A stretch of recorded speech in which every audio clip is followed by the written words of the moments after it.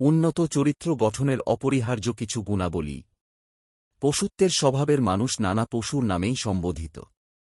গাছের নামও এখানে যুক্ত হয়, যেমন অর্জুন, বট, চুতরাপাতা, কচু, কলাগাছ, তালগাছ ইত্যাদি। কিছু মানুষ ওই গাছের মতো যার ছায়াও নেই, ফলও নেই। কিছু মানুষের বাহ্যিক বৈশিষ্ট্য থাকলেও নেই মানবিক গুণাবলী। দুঃখজনক বাস্তবতা, বর্তমানে কেউ কেউ নিচতাহীনতায় ইতর প্রাণীর চেয়েও জঘন্য। এখানেই পবিত্র কোরআনের বাণীর নিত্যতা, উলাইকা কাল আনাম বাল হুম আদ্দাল, অর্থাৎ ওরা তো পশু, বরং তার চেয়েও অধম অমানুষগুলো হয় অবিকল মানুষের মতোই। ইতর প্রাণী কুকুর, ডগ ও বিশ্বস্ততায় ডেঞ্জারাস বা আনঅবডিনকোয়ার্ড। প্রয়োজনে গরিবের সঙ্গে সম্পর্ক রাখা যায়, ছোট লোকের সঙ্গে নয়।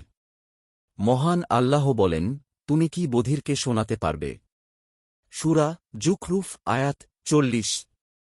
ইসলাম উদারতা ও সহজ পন্থায় বিশ্বাসী। সদাচারে অবিচল থাকা ঈমান ও আমলের পরিচায়ক। মহান আল্লাহ বলেন, মুমিন তো তারাই, যারা আল্লাহ ও রাসূলের প্রতি বিশ্বাসে অবিচল এবং তা থেকে বিচ্যুত হয় না, এবং এরাই তো প্রকৃত সত্যনিষ্ঠ। সূরা হুজরাত আয়াত 15। সমাজে নষ্ট মানুষের কদর ও প্রয়োজন বেশি। ভাঙা মোবাইল, নষ্ট জিনিস বেচাকেনা হয়। চোখের সামনেই ভালো মানুষ নষ্ট মানুষের কাছে বিক্রি হচ্ছে, অথচ নষ্ট মানুষ কেনা যায় না।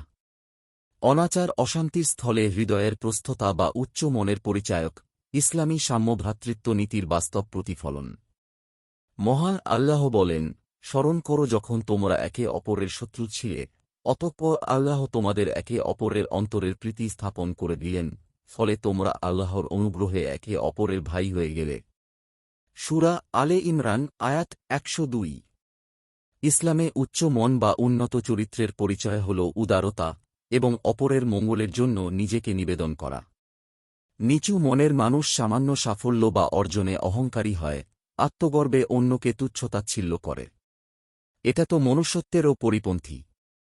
মহান আল্লাহর নির্দেশ, ভূপৃষ্ঠে দম্ভভরে বিচরণ করো না, তুমি কখনোই ভূপৃষ্ঠকে বিদীর্ণ করতে পারবে না, এবং উচ্চতায় তুমি কখনোই পর্বতরোমান হতে পারবে না।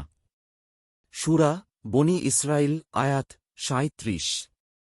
উন্নত চরিত্র গঠনের অপরিহার্য গুণাবলী। ধর্মভীরুতা। ধর্মভীরুতাকে ইসলামে তাকওয়া বলা হয়। পবিত্র কোরআনের নির্দেশ, আল্লাহকে যথাসম্ভব ভয় করো, যেমন ভয় করা উচিত, এবং মুসলমান না হয়ে মৃত্যুবরণ করো না।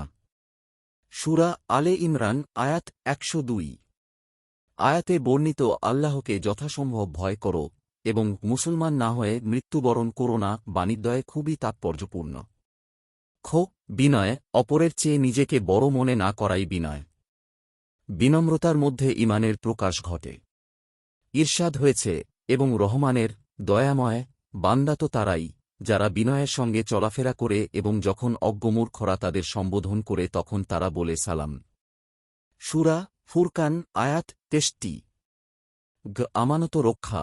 সততা, উচ্চ মনের পরিচয় হল কথা ও কাজে সত্যের ওপর অবিচল থাকা এবং কারও আমানতের খিয়ানত না করা।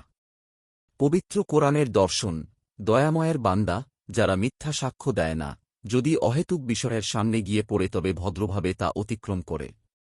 সূরা ফুরকান আয়াত 72। সহানুভূতি। উচ্চ মনের বৈশিষ্ট্য প্রকাশ পায় পারস্পরিক সহানুভূতির মাধ্যমে। মহান আল্লাহর নির্দেশ, তোমরা ধৈর্য সহিষ্ণুতা অবলম্বন করো এবং সহিষ্ণুতায় পারস্পরিক প্রতিযোগিতা করো, সহিষ্ণুতার বন্ধনে নিজেদের আবদ্ধ করো এবং আল্লাহকে ভয় করো। সূরা আলে ইমরান আয়াত 200। নৈতিকতা। প্রিয় নবী সাল্লাল্লাহু আলাইহি ওয়াসাল্লাম অন্যায় অনৈতিকতার বিরুদ্ধে তাঁর অবস্থান স্পষ্ট করে বলেন, কোনো মুসলমানকে গালি দেওয়া ফিসক বা মহাপাপ এবং হত্যা করা কুফরি। বুখারী। বিভ্রান্তি পরিহার। ঈমান, সহিষ্ণুতা ও নৈতিকতা পরস্পর সম্পৃক্ত।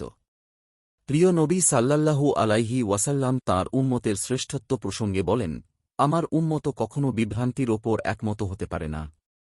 লেখক, সহযোগী অধ্যাপক ও বিভাগীয় প্রধান, Islamic studies, Kapasia degree college, Kapasia, Gazipur.